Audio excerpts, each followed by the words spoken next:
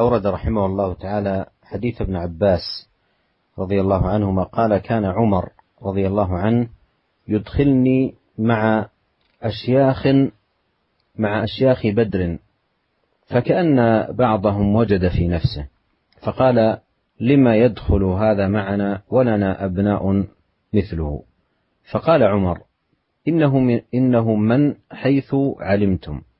فدعاني ذات يوم فأدخلني معهم، فما رأيت أنه دعاني يومئذ إلا ليريهم. قال: ما تقولون في قوله تعالى: إذا جاء نصر الله والفتح؟ فقال بعضهم: أمرنا أن نحمد الله ونستغفره إذا نصرنا وفتح علينا.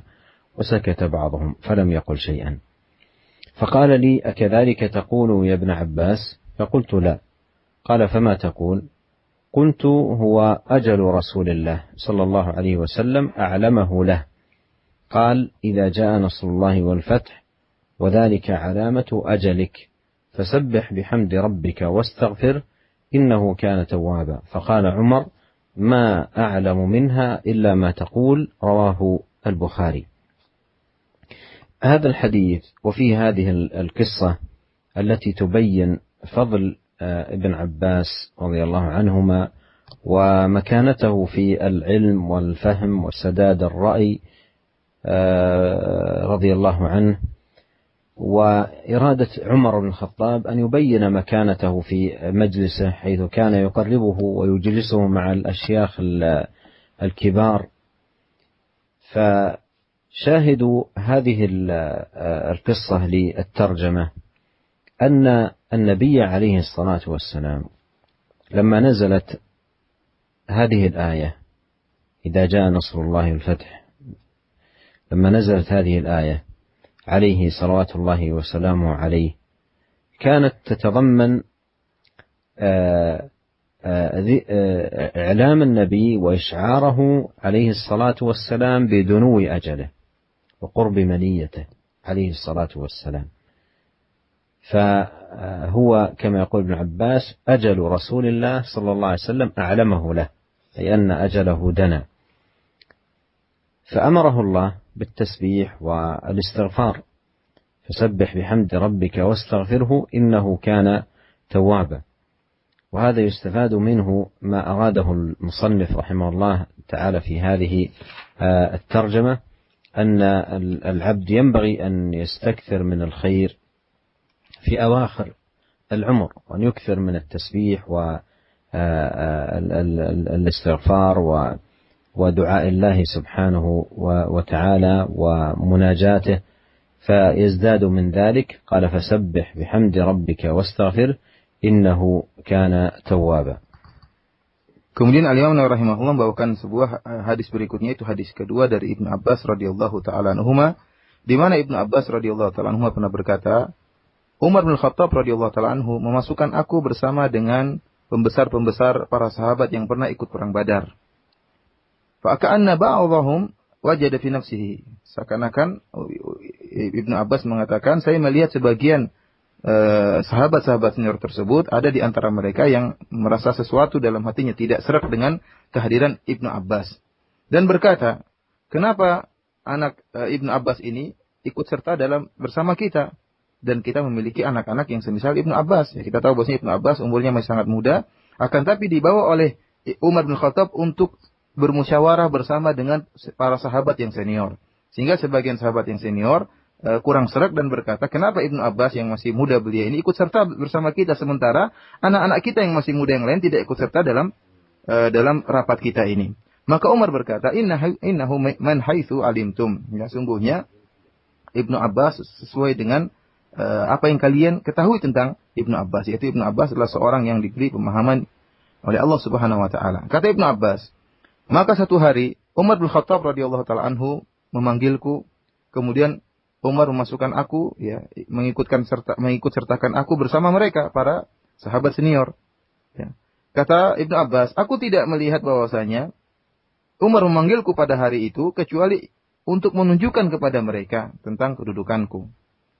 Maka Umar pun bertanya kepada Ibnu Abbas, "Ma taquluna fi qaulillahi ta'ala idza jaa'a nasrullahi wal fath?"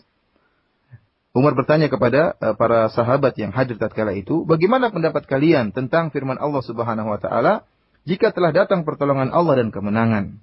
Maka sebagian mereka menjawab, maksud dari ayat ini yaitu umirna an nahmadallah wa nastaghfirah, yaitu kita diperintahkan untuk memuji Allah dan untuk beristighfar kepada Allah jika Allah memenangkan kita dan jika Allah telah menolong kita. Dan sebagian mereka yang lain tidak menjawab, namun hanya berdiam. Maka Umar berkata kepada Ibnu Abbas, "Akadzalika taqul ya Ibnu Abbas? Apakah engkau juga berpendapat demikian wahai Ibnu Abbas?" Maka Ibnu Abbas berkata, "Tidak, bukan demikian pendapatku." "Kalau begitu apa pendapatmu wahai Ibnu Abbas?" Maka Ibnu Abbas berkata, "Huwa ajalu Rasulillah sallallahu alaihi wasallam a'lamahu lahu." Ayat ini menjelaskan tentang ajalnya Rasulullah sallallahu alaihi wasallam. Allah Subhanahu wa taala memberitahu tentang dekatnya ajal Nabi sallallahu alaihi wasallam. Dalam firman-Nya, "Idza jaa nasrullahi wal fath." Jika telah datang kemenangan Allah dan pertolongan Allah Subhanahu wa taala, dan ini merupakan tanda datangnya ajalmu wahai Rasulullah sallallahu alaihi wasallam. Fasabbih bihamdi rabbika wastaghfir. Jika perkaranya demikian maka hendaknya engkau bertasbih dan memuji Allah Subhanahu wa taala dan beristighfarlah. Innahu kana tawwaba, sungguhnya Allah Subhanahu wa taala Maha menerima taubat. Maka Umar radhiyallahu taala anhu tatkala mendengar perkataan Ibnu Abbas, tafsiran Ibnu Abbas, maka dia berkata, "Ma a'lamu minha illa ma taqul." Dan aku tidak mengetahui tafsiran tentang ayat ini kecuali sebagaimana yang kau tafsirkan wahai Ibnu Abbas radhiyallahu taala anhuma. Hadis ini diriwayatkan oleh Imam Al-Bukhari rahimahullah dalam sahihnya. Para pendengar yang dirahmati oleh Allah Subhanahu wa taala, dalam kisah ini penjelasan tentang keutamaan Ibnu Abbas dan mulianya kedudukannya dan kedudukan beliau, tingginya kedudukan beliau dalam ilmu dan pemahaman dan lurusnya pendapat beliau. Dan Umar bin Khattab radhiyallahu taala anhu ingin menampakkan kepada para sahabat senior yang mereka pernah ikut perang Badar tentang kedudukan Ibnu Abbas radhiyallahu taala anhuma. Oleh karenanya Umar bin Khattab radhiyallahu taala anhu menekankan tentang tafsiran dari surat ini kepada Ibnu Abbas ayat tersebut. Yang jadi perhatian kita dalam kisah ini itu tatkala turun firman Allah Subhanahu wa taala, "Idza jaa nasrullahi wal fath." Ya. Ini tatkala turun kepada Nabi sallallahu alaihi wasallam, maka ayat ini mengandung pemberitahuan kepada Nabi bahwasanya ajal beliau sudah dekat. Sebentar lagi Allah akan memanggilnya, sebentar lagi dia akan meninggalkan dunia. Oleh karenanya Ibnu Abbas mengatakan, "Ajalu Rasulillah sallallahu alaihi wasallam a'lamahu." Ayat ini adalah pemberitahuan tentang ajal Nabi sallallahu alaihi wasallam. Artinya Nabi sallallahu alaihi wasallam akan meninggal dunia. Oleh karenanya apa yang dilakukan? Allah memerintahkan Nabi sallallahu alaihi wasallam yang ajalnya sudah dekat untuk bertasbih kepada Allah. Fasabbih bihamdi rabbika wastaghfir. Kalau begitu banyaknya bertasbih dan beristighfar kepada Allah Subhanahu wa taala. Oleh karenanya kita ambil faedah dari kisah ini, barang siapa yang ajalnya sudah dekat, maka hendaknya dia memperbanyak amalan soleh kepada Allah.